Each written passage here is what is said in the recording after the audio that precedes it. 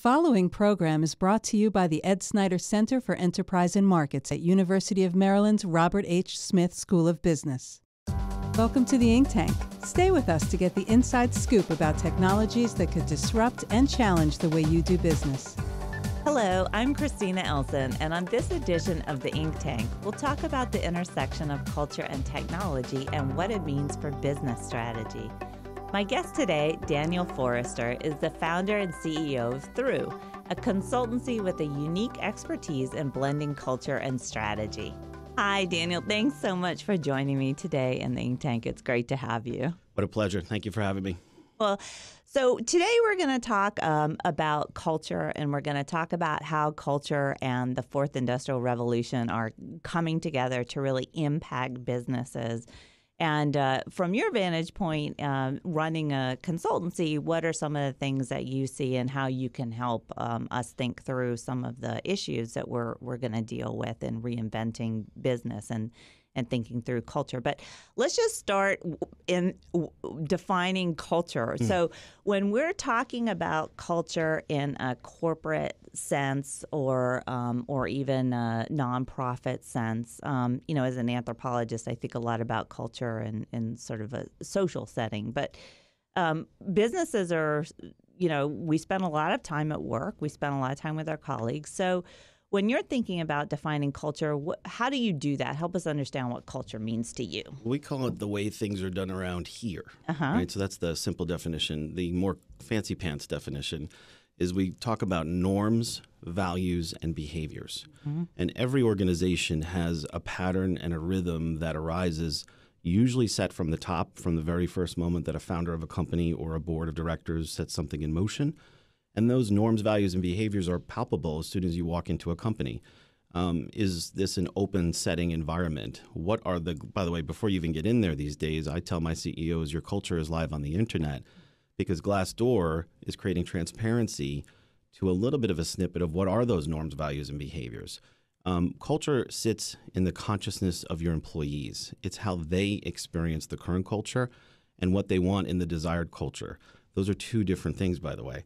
So oftentimes when we study companies, and we'll probably talk about this at some point, how to measure these things, which they're measurable, understanding the deltas or what we call the culture gaps between what employees want the behaviors to be and what they observe, that is the great challenge of the work that we do. And it's quite joyful work because culture, by the way, also has to sit in service of a strategy.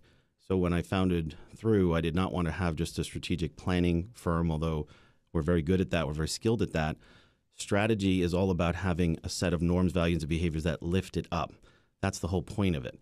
And so the two of them, to us, collide constantly, strategy and culture. And in fact, some would say in a company like Southwest Airlines, for example, their strategy was culture, right? And it was a high-performing culture because it's the only thing that we can differentiate on. So norms, values, and behaviors are what we're hunting for from the moment we arrive in a company. Yeah, so let's break that down a little bit because norms are sort of the idea of, well, we have certain kinds of behaviors. Those behaviors might be expressed symbolically, maybe in the way we all tend to dress or what our corporate code is or some of the kinds of events or celebrations we have. Values are a little different because when you're thinking about values, we're talking about both individual traits and then how those traits are put together in people to create a character, your character, my character, and then how that character might be expressed in terms of the environment. Yeah. So helping people bring their best selves to the work environment. And then when we think about putting that all together and building actually a cultural system, it's really obviously very, very complex. Very complex. And one of the things that's quite interesting from the point of view of you're mentioning culture sort of being built from the top down, that has to mesh with the values of obviously the employees. So what we often see is this disconnect when CEOs come in and start a company or you get a new CEO and they say, I want my culture to be, transparency and integrity. And like, okay, well, who doesn't want that? But that's not a culture. Those are just words, right? They're traits. Right. I mean, they don't. That's not even a character. So, So help us think through a little bit how that works when you're trying to build a culture from the top down, but you have individuals who are very, very different people, right? And you want that diversity. You want that diversity of thought. I guess it depends what you stand for. What are the values of the company? Right. Values are the statement of a single word or an idea. The behaviors are localized, in our view, to the IT team, the marketing team. Openness was one of the core values at one of the companies I used to work for. The behavior that we were told was we will share information openly with each other. Mm-hmm. The norm, which was interesting for me, for 13 years, I never did one of these things because someone told me it's not normal for us to do BCC. Think about that. I still can't do BCC because the whole idea of a blind copy to someone is the opposite of openness, right? You didn't know that I BCC'd 7 people. Right. So think about how that construct, right? The tone was set from the top. The modeling of that behavior of openness was set from the top. It's one of the reasons why I'm passionate about this work is that our CEOs, we had co-CEOs, we would have open forums with them where I could ask them the most incredible questions and go back to my desk a few times early on and wondered, am I going to get slapped on the wrist for being so direct with someone? Not only was I never slapped on the wrist, but we were celebrated and people would call it out to say, you're really living that value. But the norms we find are the ones that the CEO sets a certain tone. But even something as simple as, we're working with a lot of clients, even in very difficult situations like post-Me Too environments. Mm-hmm. There's a big normative difference from walking in a room and seeing all the doors are closed in an office versus all the doors are open. Think about normatively what that says to someone. If I close the door, and by the way, if it's not a glass door, there's something quiet and secret going on there. Now, we've also learned on the other side of the spectrum, things like these open office environments, look, every now and then you might have to call your doctor. And frankly, that's none of my business as one of your colleagues. Mm-hmm. So openness, open environments, but the norms of what you see, your comment about it being incredibly complex, it is complex. It is unique to each institution. I have a lot of clients or folks who will say to me, can't we be more like Google? Can't we be more like Facebook? I said, well, why don't we be more like you? Because you go to war with the norms, values, and behaviors that you have. And in our work, what we're trying to do is to find the healthy values and behaviors that employees like. They like things like openness. They like things like collaboration. Mm-hmm. Here's the other side of it, the shadow side. We call this entropy. We measure a concept called entropy. Entropy is the fear in a culture. Ready for it? Bureaucracy is a fear-based word, and people choose it all the time as one of the norms that they see in the company. Hierarchy, information hoarding, abuse, silo mentality. Believe it or not, in our diagnostics, we ask people, what do you observe? We don't judge the words, but people sometimes even choose the words blame. Yeah. I've seen manipulation chosen. So those are incredibly complex situations. And if you're dealing with a culture where there has been a trauma or there's been a massive change, our playbook remains the same of engaging, and your comment from the top, we believe it's the middle managers out that make a huge difference in this. You cannot just, your CEO and your C-suite, if they don't model the norms, values, and behaviors, why would anyone care? But if the middle managers aren't bought in, aren't asked their place at the table, people work for managers. They don't, I'm a CEO. I don't really do everything every day. I hire great people, and then there's managers who I tell them I work for you. So if my managers in any company don't normatively and behaviorally go tied to the values we stand for, it's just a plaque on a wall. So that's a little bit of how we begin to unpack it. It's top down, middle out, and bottom up in the sense that you have to constantly measure it because you need to be asking your employees, what do you see? And what do you want more of? What do you want less of? Yeah. So that's a very important point because it really is about modeling the behavior and also understanding that this is not like we get a culture and we're done. Culture helps people deal with ambiguity or sort of a fear of the unknown. It helps them have some sort of understanding of knowledge, how to pass on knowledge that they have, which I think is actually really important just for humans to think that I have a way to pass on, to transmit my knowledge and understanding and skills to other people. I think that's just a very important part of being a human, right? You want to sort of have that that out. But on the flip side, culture, we see this in many places in history, can also become ingrained. It can become very inflexible. It can become more about how people are superficially behaving and acting than how their values align internally. And so, when you start to see that ossification of culture, and people just say, well, this is our culture because it's our culture, and the lack of thought behind it, I think is what you're pointing. What I hear you pointing out is that the culture really is a living thing, and it has to be ongoing and thought about and asked about, and Right. there's a conversation there. Your comment about the ossification, I think about the hardening of arteries. You get ingrained behaviors and this idea that, well, this is how we do things around here. And if that mindset is pervasive, it kills innovation.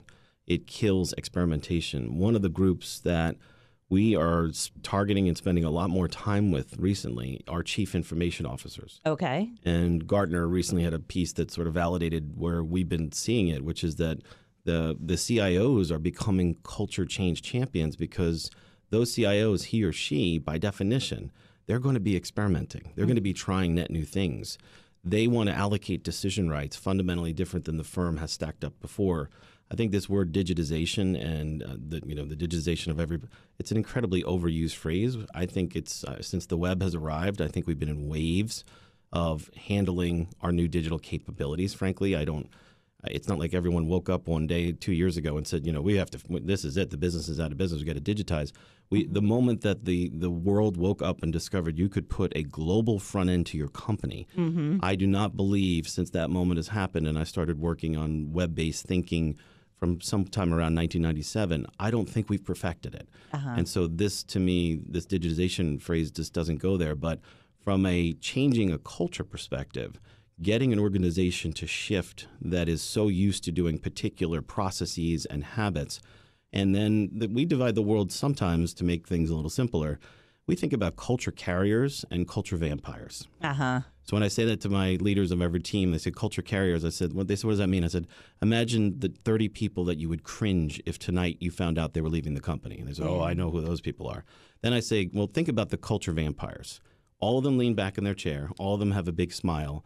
And every one of them would say, yeah, they're around here too. And my feedback to them is, when culture vampires are allowed to have outrageous decision rights, or to symbolically, rhetorically, or through their actions do the opposites of what the norms, values, and behaviors are, there is nothing more that can decay a culture and to sort of depress the culture carriers than watching those that get away with a rule set that is normatively against the change that the group wants to see. So I tell my CEOs all the time, you want to do something in terms of changing the culture, exiting the culture vampires is probably one of the most profound things you can do. And your inaction, leaving them in there, makes the work that I want to do with you to uplift this culture a lot harder. Yeah, that's a sort of a hard realization, for a lot of people to come to. But I like the point that you're making about the CTOs really having, and what you're seeing in many cases is having to lead this transition, because that really is a tough role. And that is a nice segue to this idea about the fourth industrial revolution. So digitization, fourth industrial revolution. Depending on who you talk to, people will say, this really is a very transformative period. There is so much going on that we are moving into just kind of another way of being. And then you have people that say, oh, we've been doing this since the Stone Age. Like, let's all chill out, Right. So I think, the truth is somewhere in there. There's a lot of technological convergence. There's a lot of really interesting stuff going on. But I think from the point of view of the people that you're working with, a lot of these CTOs, it is really this fascinating idea of how do you bring in technology and the demands that technology is going to have on your business structure and your strategy and sort of the skills and capabilities that go along with implementing that technology, and mesh it up with your culture, your organizational culture. So maybe you can share some of the insight of what you're seeing in the work that you're doing. Well, I think about the dawn of the machine age, right? I asked the question, and we wrote about this a little while ago. What are the core values of machines? And by the way, machines aren't self-directed just yet. There are human beings that are telling those machines to do certain things. Look at the scandal that has arisen from Volkswagen and how they were decidedly deceiving regulators in the United States. Let's look at Uber even. Uber had teams of coders that were writing code that was intentionally trying to misdirect where regulators would imagine their fleet of cars would be. Yeah. Well, the question I ask myself is, you can't blame the technology. No. Who has spent time with that team of coders talking to them about the norms, values, and behaviors? Nobody. No one. Nobody. And by the way, we glorify we glorify technology in this country. We watch we can't wait for the next a big major event from where Satya is going to be on stage, or we're going to watch the next great Apple amazing device. But we've got to be asking harder questions as leaders as the machines come in. It's a reality. It's going to be a workforce that over time, I don't think humans are going to be displaced by everything.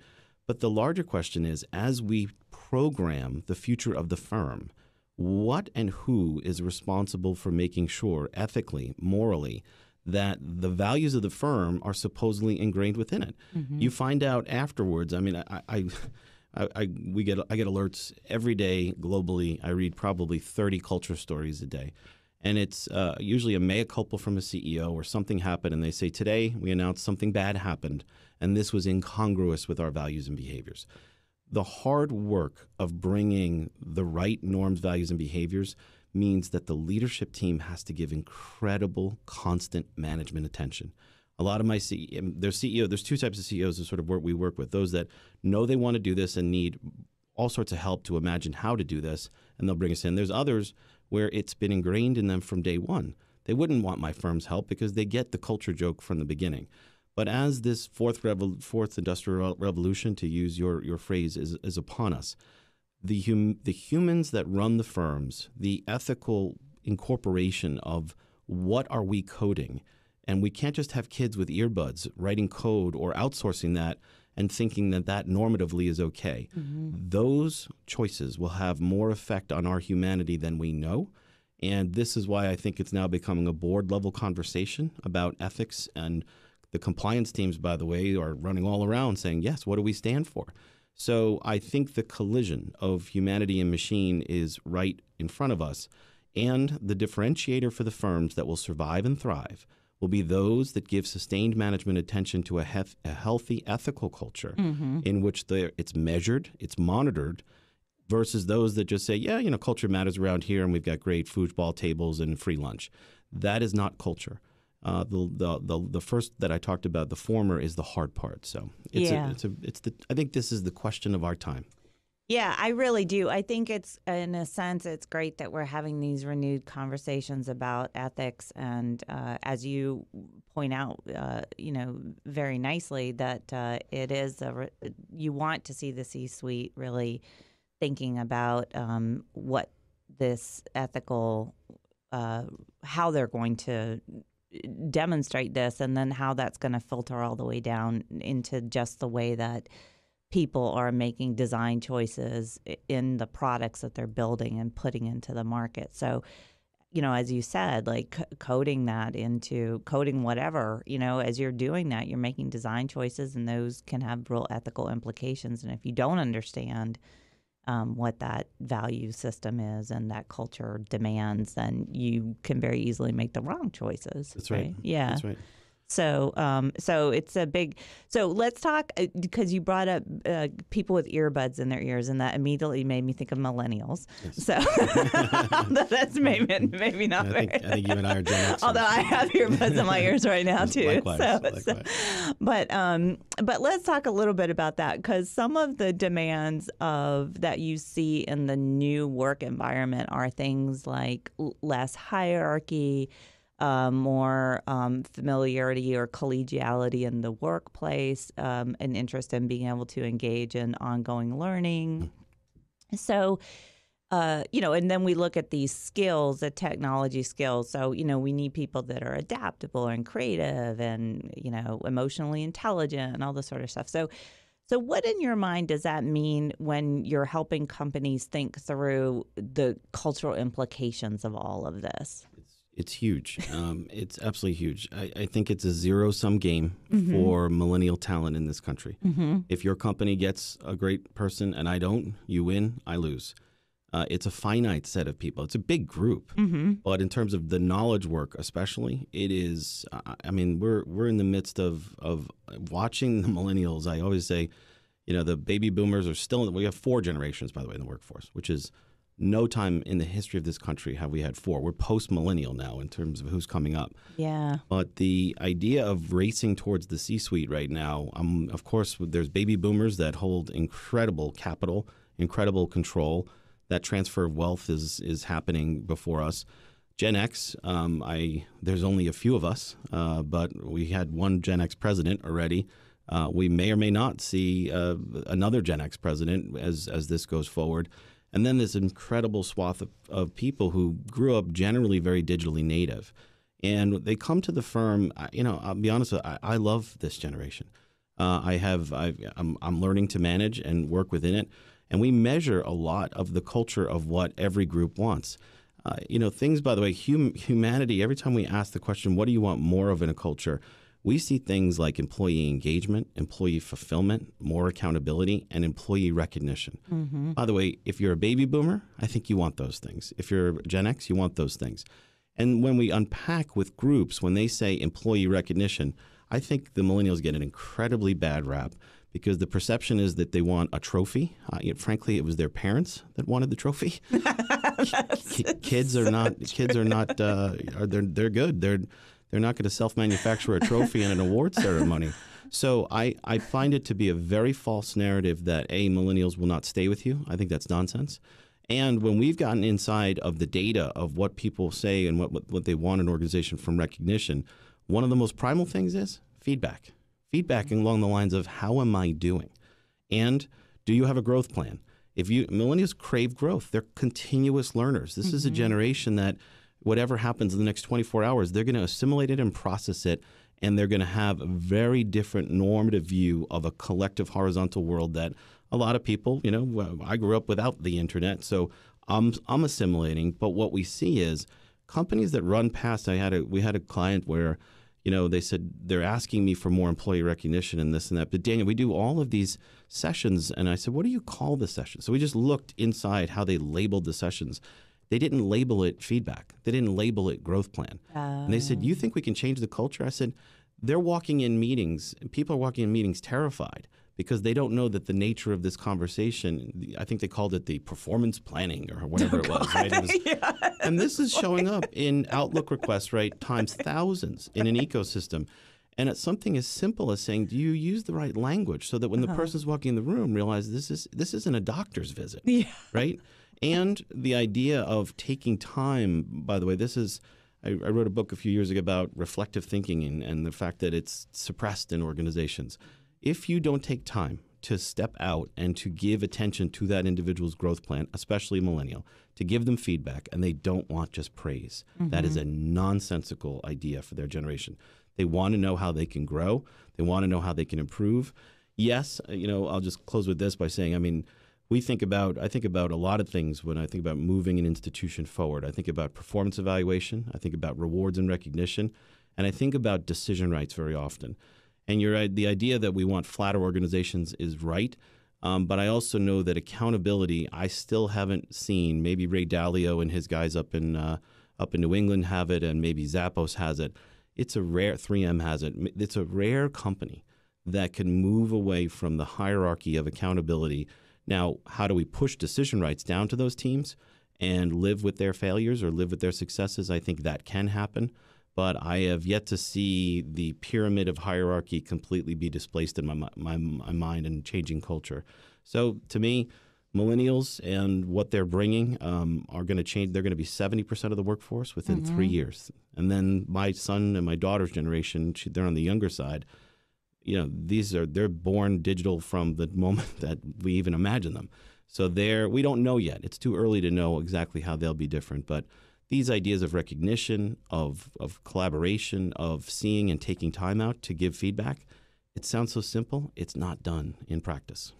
Yeah, and that's really interesting because I do notice that it is, people want to feel that they have decision rights over areas that they feel they can bring their skills and value, and that they are not being questioned and micromanaged. And I think you're right. It is sometimes less about the hierarchy, but more about how can I establish my expertise and authority in my area and feel like my contributions are really being valued by the conversations that I'm having, with the people that I'm working with and the people that I'm responding to, whether they're my managers or even my subordinates. But let's talk a little bit about this idea of what we can do with millennials when it comes to making them feel that they are in a culture that values them as individuals. And so some of the things that we're seeing along those lines, particularly when it comes to technology, and you touched on this idea of lifelong learning because things are changing so fast. So when you're advising companies about how to create a dynamic culture, what are some of the things you suggest that they might want to consider as a part integrating into the culture that they're building? Well, the first thing we say to the leaders that we work with is, how are you measuring culture and how much culture data do you have? And it's usually met with silence, because what they're measuring, and this is interesting, you get what you measure. Most companies measure what's called engagement. And so there'll be the quarterly annual pulse survey, and it's an engagement survey. We call that climate data. How, would I refer this organization to another person? What do I feel recognized by my boss? Reasonable questions, noble in purpose, but completely uncorrelated to the norms, values, and behaviors of an institution. So when I founded THRUUE, I scoured the world. I was pitched by, you can't imagine how many companies that claimed that they could measure it. There are 2 partners that we work with that brought us 2 proprietary diagnostics. We have our own diagnostics that we now do. And we bring out data to measure across every group, male versus female, the C-suite versus middle managers.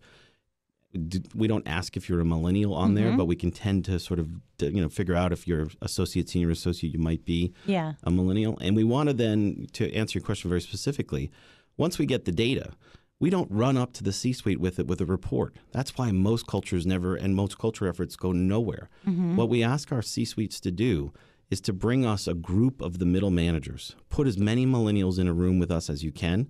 Give me a day to let them see in panoramic the data sets. We're experts. We will teach you how to read it. If you're missing something that we know is really important, we'll sort of nudge you to it.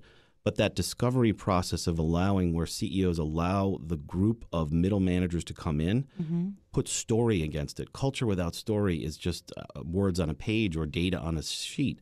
It's going to be, normatively, things are tough around here. I don't get enough feedback. The last feedback round looked like this. We put context around it, and then we ask those culture carriers to brief the C-suite. Then, after they do that, and they now realize that these results are everyone's results, getting the leaders of that leadership team to own it and then to allocate resources, time, and attention. Yeah. Everybody has got a lot of time for let's look at the last quarter's financials, EBITDA versus behavior. Right. I will tell you that the great companies that we see that are striving to move towards the highest performance, the ones that are celebrated the most, give disproportionate attention to the voice of the collective, and you get what you measure.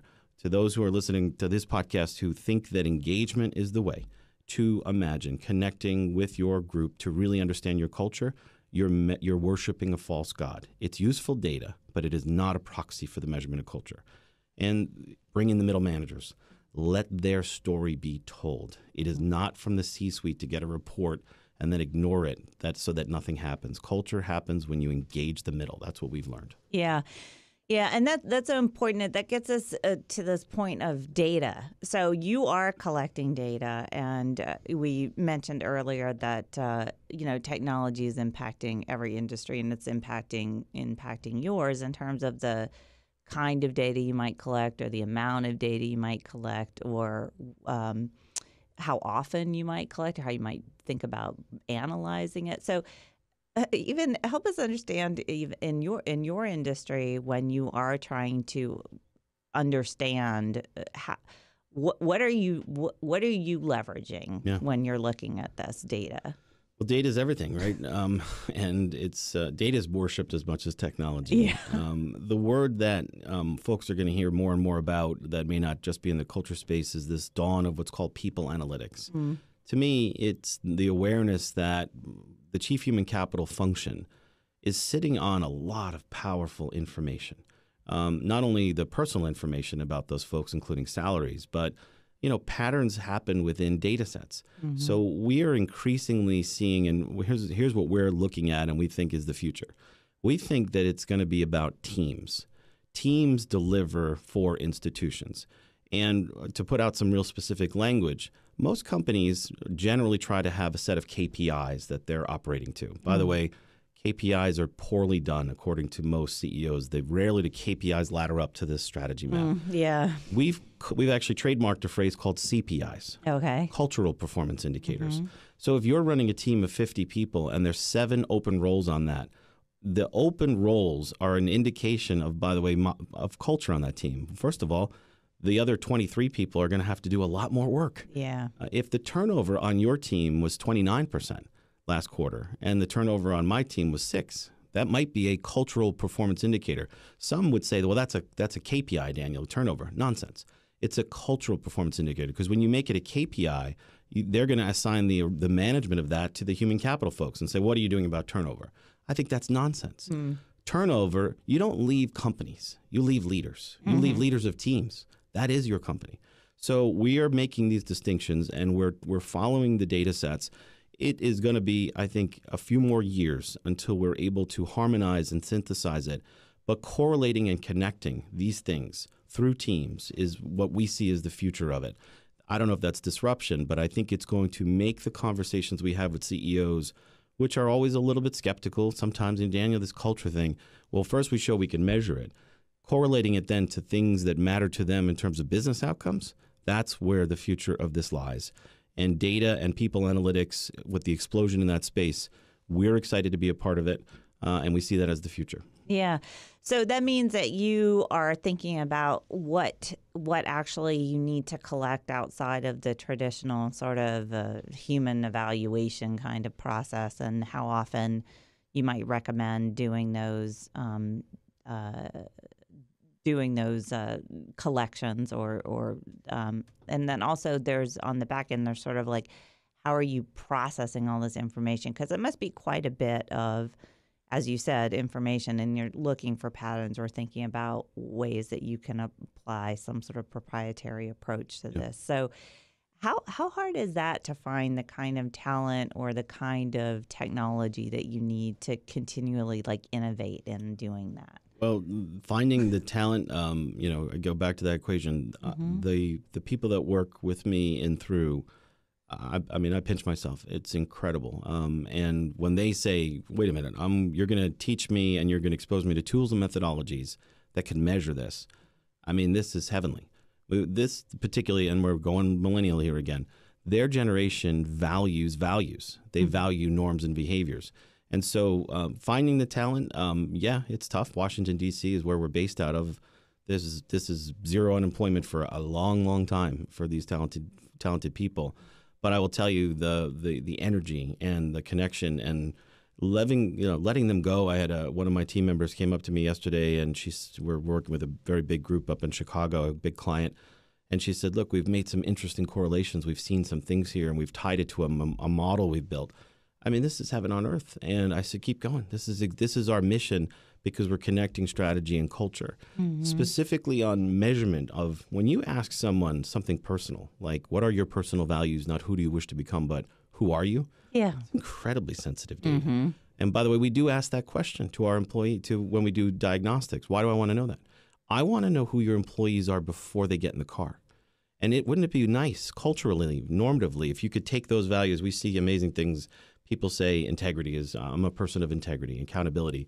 Humor and fun shows up as one of people's personal values a lot. Openness, collaboration. But then they get to the office and we ask them, what are the norms, values, and behaviors you observe? Quantitatively, they don't know this, but they're clicking inside the analytics that we do. We're meta-tagging every one of their responses. We're using even things like a derived model from Maslow's hierarchy, believe it or not, to help to understand that if the basic needs of your employees aren't met, look at the Me Too movement. The Me Too movement is about the women in this country saying, my safety is everything. If we don't have safety in the workplace, whether you're on the BP oil rig or you're working in financial services, there's nothing. So measuring that and holding that data, we're very conscious in our company, the houses that we've partnered with, the firms we've partnered with, those data sets are kept incredibly separate. We do not know, and we do not want to know, who the names are on there. And by the way, if the sample size becomes statistically invalid or it's too small a group, client says, well, what's going on in that IT group over there in the corner? And I say, I can't release the data. Well, why not? Because they will know that we know.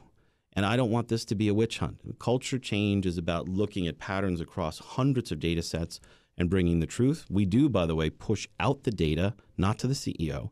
We push the data out to the team leaders. Yeah. And they say, well, that's when they'll say to me, Daniel, were they answering the questions about this tied to the company? I said, you are the company.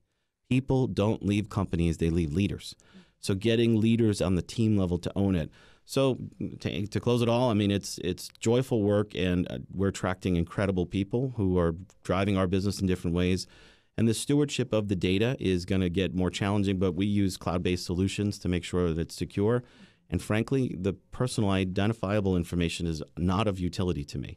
The voice of collective groups is highly valuable to me. Yeah. Well, that's very important that you know, because the people that just aren't going to, as you said before, the culture vampires will eventually stand out. So if you can shift the collective in a direction that makes sense for everybody, then the rest of the people will self-identify. Well, right? Self-identify, or I remember Indra, who took over as the CEO of Pepsi-Cola. She stepped down recently.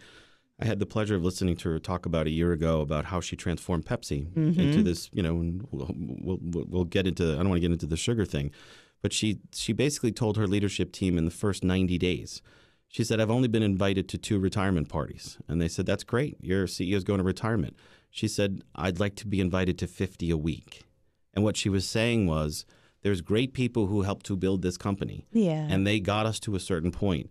But we need to bring in a new generation of talent. That's not an ageist comment she was making. It was a normative, value-driven comment that she was making, because she set out when she did the transformation of Pepsi using norms, values, and behaviors. And I don't think she would have ever called them culture vampires. But sometimes folks have to go. By the way, there's millions of companies and organizations in this country. Well, you don't have to stay at the one you're at forever. Yeah. Right? Even though it gets very comfortable to stay there. Sure, that's definitely true, and comfortable. Comfortable for everybody, because sometimes the leadership doesn't want to go through the discomfort, right? So that's what goes back to the point we're making. Yeah, that's right. But let's talk a little bit about what brought you into this field, and how you decided to start and build this business. And so have you always had an interest in working, in this area of culture and strategy, or? Well, I think I kind of consider myself a strategist. Going back many, many years, I've always been fascinated by business. If you roll all the way back, I'm a poet. I mean, I studied English literature in my undergraduate days. I love to write. I'm a writer too. If you can write, by the way, you can think. And then thank you for saying that, by the way, because I tell my students that repeatedly. Please learn to write. You are how you. I mean, writing to me is some of my greatest creative joy. But I quickly realized that poetry was not going to be sustainable to even though it moved my heart. So over time, I got incredibly interested in just thinking about business and industry. I worked for various different organizations, got an MBA, And eventually, as the technology wave was hitting, a wonderful company out of Boston named Sapient brought me in. And it was the first time I had ever come into a place where the two CEOs, from the moment you arrived, said that our purpose mattered. This was 1998 when I interviewed. Our purpose matters. These are our values. They used the core values in the interview process with me, with one of the vice presidents who's still my friend, who used openness, their core value I talked about at the beginning, to give me real-time feedback in an interview, because that's the norm at their firm. I was astounded. Then I said, well, wait a minute, let's go to Boston and see if this is really real. I mean, this has got to be nonsense. I did interviews, I think, for 14 interviews in one day it was a pretty competitive, crazy time with the dot-com boom going on. But I stayed at that company for 13 years because on our best days, and they didn't always get it right. No one always gets it right. But on our best days, everything we stood for in terms of a vision that inspired me, my CEOs were always ahead of me. The norms, values, and behaviors, generally, I worked for great people who held them in their consciousness. Those who couldn't, selected out. I stayed for quite a while. And then I realized this other piece of the equation, which was I didn't like having a boss. And you might be an entrepreneur if you don't like having a boss. Yeah. My wife, I consider my boss in a lot of ways, and there's not a lot of feedback there. We just talk about and manage our lives together. Yep. But I always butted up against the system, and I did not like politics. Which even though the companies I worked for were lower at it, if you have a hierarchy, you have politics. Sure. And then I told my wife, if I don't try to do something before the age of 50, my risk profile, I like taking risks. I'm not afraid of risk. And then 7 years ago, actually this month, is when I filed the Articles of Incorporation. And it's been the hardest, toughest, most joyful work of my life to build into a company now with 19 employees, a value proposition that is very differentiated. I'm watching big companies catch up to the idea that culture and strategy aren't separate domains. And it's hard work. It's really hard work. But I think I had it in me always, and I go back to that English major piece. We over-specialize in this world. We over-focus. We're teaching kids and glorifying writing code in the fourth and fifth grade. I can't wait to have my children someday read Shakespeare, to read Lord Byron, to read Thomas Gray, to understand that the world of ideas in terms of the consciousness of literature and language is equally, if not more important in history itself than just writing code. STEM has sucked the oxygen out of equality in terms of the humanities. And so I'm, if you can't tell, I'm pretty passionate about this. And I love STEM. And if my children choose to go that route, God bless them. I'm going to follow it. But you need to have those types of bases because I think it creates curiosity. And that's probably the ultimate reason why I founded this company. Yeah, and I will, going back to the point about STEM, I mean, it's very, we want people to have these skills, but a lot of the skills that are demand, again, going back to creativity, emotional intelligence, and those are skills that you need to develop in some alternative environment that may not just be in a classroom learning to code. I mean, there are other places that you can go to pick up those skills, and it definitely can be in the humanities. Yes. It needs to be in learning to work with others in teams. It needs to be. So we don't want to track, that's one of the, higher education is still very siloed. I mean, don't get me started on all that. I think we can do another podcast on that, right? I'm in. But yeah, and I think it's great. I think your background it's very unique, and it's really given you a unique perspective on this idea of culture and strategy. Yeah, I mean, and then look, I think the other piece of it is my background. All of our backgrounds are incredibly unique, but that curiosity brought me to look at this. And then when you work for a company where the culture is right and you realize that it's possible to be treated the way that you wish to be treated, which is pretty much what I experienced for most of my time at the previous company. And then I started studying this, saying, well, what are those habits and why are some companies better than?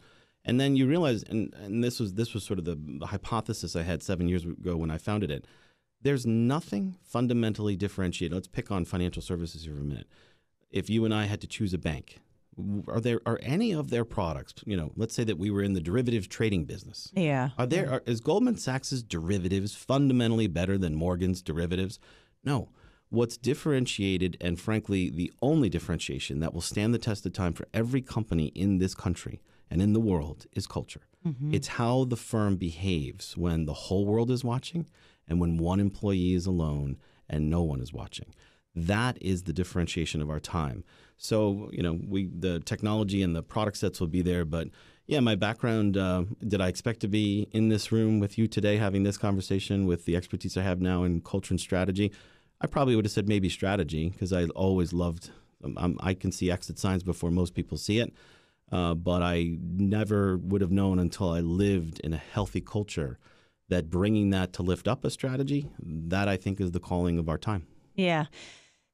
So when you're talking to, younger people who are in college or thinking about a career path for themselves, and they're looking at this industry, they're maybe thinking about doing consulting. And many young people that come out of business schools do go into consulting careers for a few years, sometimes with bigger, the bigger companies and, sometimes others. But what are some of the things that you would recommend they do to really take advantage of that, even if they plan to stay in consulting or exit after a couple years? I think, listening and hearing the stories, I'll eventually talk about data analytics, because I wish I'd had these tools available to me when you and I were in college, and that is available.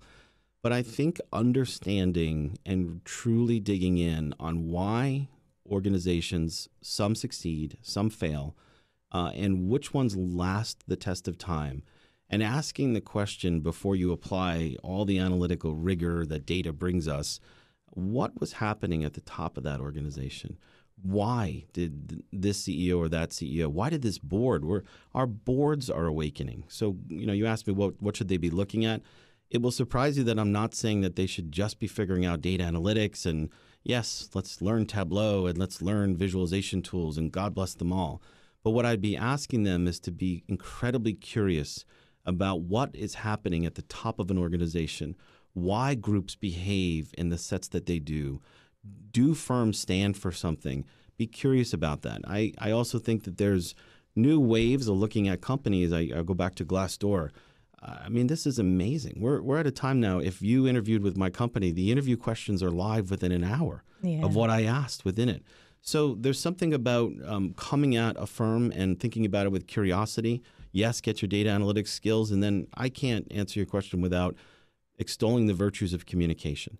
If you are not capable of sitting at some point after you analyze something and explaining and moving a group forward, then you are not going to be successful in the workforce. You will be less successful. I'm not saying those people have less utility, but if you at some point you're going to be called on to say what is your truth. And so communicating it in written word, by the way, which is just, don't get me started. It's an abomination how we're communicating there. Texting and all these things dehumanize us. They're helpful, but they're not ways to truly move a mission forward. So to those who are the students out there, learn to communicate, get filmed and have someone videotape you of connection. Learn to do what you and I are doing in this conversation. Look each other in the eye and be present for one another. Read Stephen Covey's 7 Habits of Highly Effective People. Realize that you are what you listen to, not just what you say. So I'd bring the communications angle on top of it, because it's the communicators that I think are going to be the change agents in these companies moving forward. And if you can only do it one way, and I'm not talking about introversion versus extroversion, I'm talking about telling your truth when the moment comes. Yeah. That's what great leaders do. Yeah, that's right. Standing up and just really, fearlessly putting it out there and making sure that you can back it up, right. With a... Okay, well, this is great. We wanted to touch on analytics a little bit, right? Yeah. So tell me what you're seeing, where that is really playing an important role, and what you want to do with that. Yeah, capability. Well, we're working right now on a pretty amazing platform that we're in our minimally viable product stage of, several MVPs that we're building, where we are using the ability to take different data sets and to connect business outcomes to cultural norms, KPIs and CPIs, which we talked about earlier. This is not been done before. And we do know that there's other companies that certainly have talented people that are analytically looking at it. But part of the roadmap of my company is to, and we're going to be going to do a round of outside capital. I've funded this company with my wife organically for 7 years, but the vision on this one is a little bit bigger. Yeah, good. That's awesome. And it's necessary because the bringing data to our clients and then, frankly, to the larger world, our mission is to try to impact. We want to impact 10 million American workers. That's part of it. It's one of our big. And right now we're at the hundreds of thousands of American workers we have touched through the work we've been blessed to do with the C-suites that we get to work with. This technology that we are thinking into, experimenting with, and we're building a product roadmap around, will exploit the best of culture measurement. We'll exploit data sets that have been sitting latent. We'll connect it to our own proprietary ways to get a quick pulse from a group of what's happening. We'll look and synthesize around a team, and we'll help organizations to correlate and connect culture and strategy in a way that they haven't done before. So we are incredibly excited about it, and it's going to be challenging. My partner who runs the company day to day, James Coffrin, he had lots of these platforms that were a part of his previous life, and we're even in the process of figuring out who will help to animate these ideas. So we're on a new edge here, and I wouldn't have had the idea of this 7 years ago. But in the middle of last year, we had some big moments that reflection gave us that our clients are now saying, go more, tell us more. And when you're in and you're a CEO and a CEO leader, KPIs matter, but it's frankly the CPIs that are going to make or break your success. And connecting those for the first time ever, that's what we're working on. That's super cool. And I honestly, again, just going back to our previous conversation, I see this as such a valuable tool for the technology people in these companies so they can think about how the implications of, everybody's saying I'm going to bring in big data, AI, blockchain. I mean, you name it, like 80, 90% of these companies are looking to figure out how to integrate these technologies. But without having this framework as part of this integration, I think it sounds to me like pretty much every technology person in a company should be thinking about using this to contextualize these plans that they want to make to move their company forward. True. Yeah. And I also, there's a tech component to all of this, and there's data around us, but I remind all of my leaders too, I'll ask a leadership team, when was the last time you all had a conversation about the values of this firm? If the answer was crickets, that's a problem. Yeah. When was the last time someone invoked a core value to tie it to a huge decision-making moment that had a consequence for the firm? And the answer is sometimes. Or in great companies, having conversation around norms, values, and behaviors where it's more intuitive.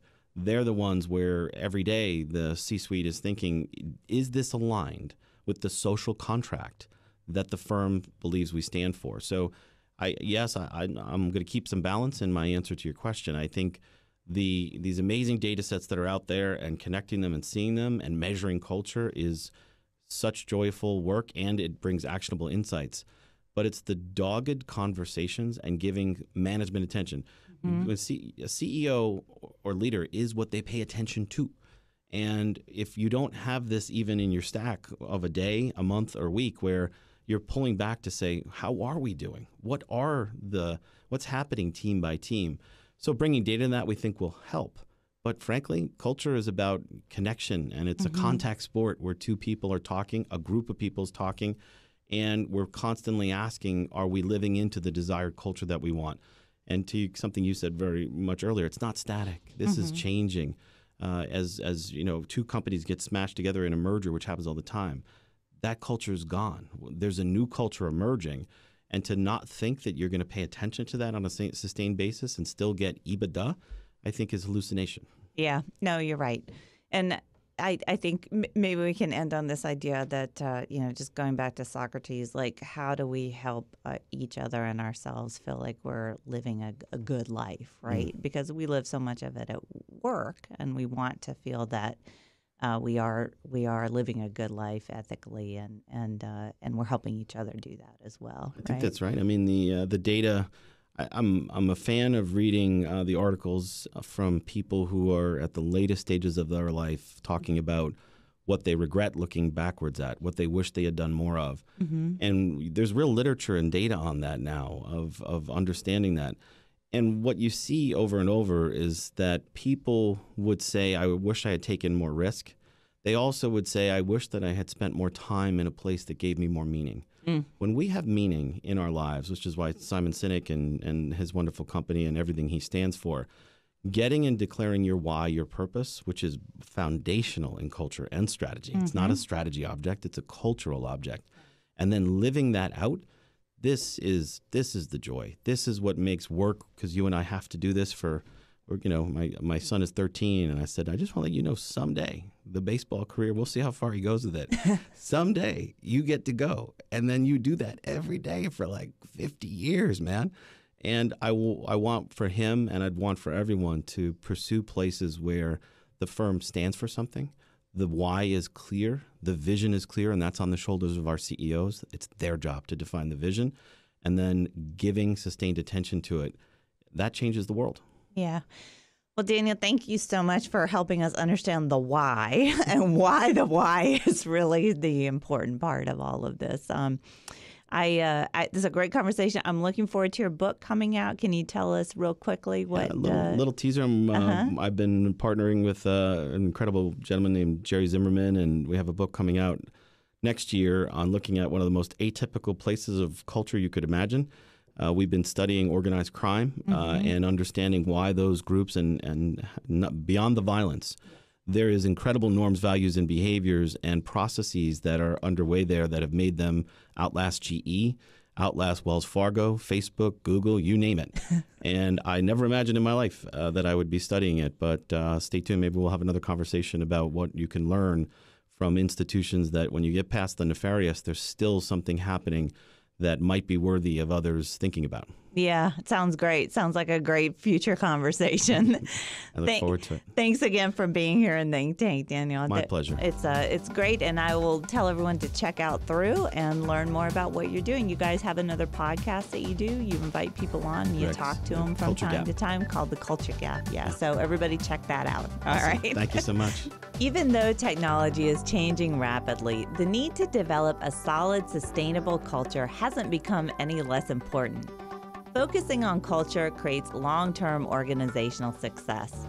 Thanks to Daniel Forrester for talking with me today. Until next time, this is Christina Elson in the Ink Tank. You can subscribe to the Ink Tank on Spotify, Google Play, Stitcher, YouTube, and Apple Podcasts. Visit theinktank.org for a full transcript of this episode. A special thank you to the Kauffman Foundation for their support. From the Robert H. Smith School of Business at the University of Maryland, thank you for joining us in the Ink Tank.